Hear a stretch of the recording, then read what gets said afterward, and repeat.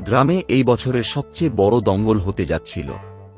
প্রতি বছর একজনই নায়ক থাকে, রেড বুল, লাল শক্তিশালী ষাঁড়, যে সবাইকে পরাজিত করে অবশেষে মাথা উঁচু করে বেরিয়ে আসে।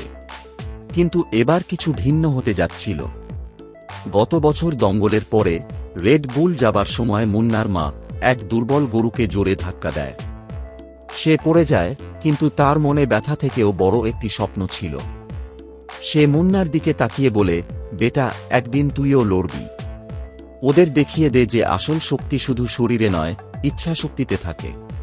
আমার দোয়া সবসময় তোর সাথে আছে। লোকেরা হাসতে লাগল।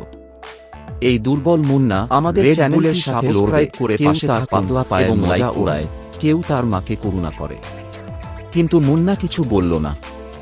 মাথা নিচু করে জঙ্গলের দিকে চলে গেল। সেখানে সে একা ছিল, কিন্তু ইচ্ছায় ভরপুর ছিল। সকাল থেকে সন্ধ্যা পর্যন্ত দৌড়াত, নদীর ঠান্ডা জলে ঝাঁপ দিত, আর রাতে মায়ের কথা মনে করে চোখে জল আসত। আমাদের চ্যানেলটি সাবস্ক্রাইব করে পাশে থাকে এবং দঙ্গলের লাইন চলে আসে। মাঠ গর্জন করছিল। মাঝখানে দাঁড়িয়ে ছিল রেড বুল, লাল, রাগে ভরা, গর্জনকারী সেই ষাঁড়। কেউ তার সামনে আসার সাহস করছিল না। তখনই একটি ষাঁড় ধুলো উড়িয়ে মাঠে আসে। সাবস্ক্রাইব করে পাশে থাকুন। তার চোখ জ্বলছিল, বুক চোরা। লোকেরা ঘাবড়ে যায়, এ মুন্না। মুন্না মায়ের দিকে তাকায়।